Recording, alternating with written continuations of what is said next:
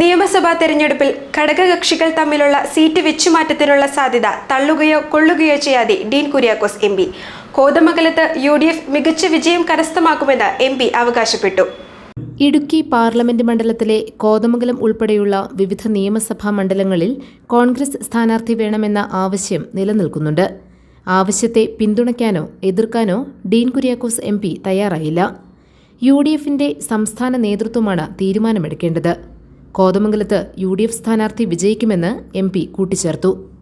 അതെല്ലാം മുന്നണി തലത്തിലുള്ള എന്ന് വെച്ചാൽ സംസ്ഥാന നേതൃത്വം പറയേണ്ട കാര്യങ്ങളാണ്. നമ്മളതൊന്നും പറയാൻ അർഹനല്ല. അപ്പോൾ ഈ കാര്യങ്ങളിൽ ഏതായാലും UDF സ്ഥാനാർത്ഥി കോതമംഗലം അസംബ്ലി നിയോജകമണ്ഡലത്തിൽ വിജയിച്ചിരിക്കുമെന്നുള്ള കാര്യത്തിൽ യാതൊരു സംശയമില്ല. തദ്ദേശ സ്വയംഭരണ സ്ഥാപനങ്ങളിലേക്ക് നടന്ന തെരഞ്ഞെടുപ്പിൽ കോതമംഗലത്ത് മികച്ച വിജയമാണ് UDF നേടിയത്. നിയമസഭാ തെരഞ്ഞെടുപ്പിലും വിജയം ആവർത്തിക്കുമെന്ന് MP അവകാശപ്പെട്ടു. UDFനെ സംബന്ധിച്ചിടത്തോളം 80% വലിയ വിജയമാണ് ഇടുക്കി പാർലമെന്റ് നിയോജകമണ്ഡലത്തിൽ ഉണ്ടായിട്ടുള്ളത്. അതിലേറ്റവും മികച്ച ഒരു വിജയം നേടിയ സ്ഥലമാണ് കോതമംഗലം. കോതമംഗലത്തെ മുഴുവൻ പഞ്ചായത്തുകളും മുനിസിപ്പാലിറ്റികളും 75% വരുന്ന വലിയ വിജയം നേടിയെടുത്തിരിക്കുന്നു എന്നുള്ളത് ഏറ്റവും ആവേശകരമാണ്. ഐക്യജനാധിപത്യ മുന്നണിയെ സംബന്ധിച്ചിടത്തോളം സമീപ കാലഘട്ടങ്ങളിലെ ഏറ്റവും ഉജ്ജ്വലമായ വിജയമാണ് ഈ തദ്ദേശ സ്ഥാപനങ്ങളിൽ നേടിയിട്ടുള്ളത്.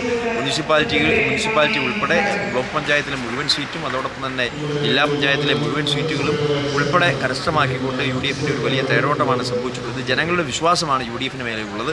അതാണ് പ്രകടിപ്പിച്ചിട്ടുള്ളത്. തീർച്ചയായിട്ടും ആ ജനവിശ്വാസം കാത്തു സൂക്ഷിച്ചുകൊണ്ട് തുടർന്നുള്ള പ്രവർത്തനങ്ങളുമായി മുൻപോട്ട് പോകുമ്പോൾ കോതമംഗലം അസംബ്ലി നിയോജകമണ്ഡലം ഉൾപ്പെടെ UDFന് അനുകൂലമായി മാറുമെന്നുള്ള കാര്യത്തിൽ സംശയമില്ല. GTV news Kothamangalam.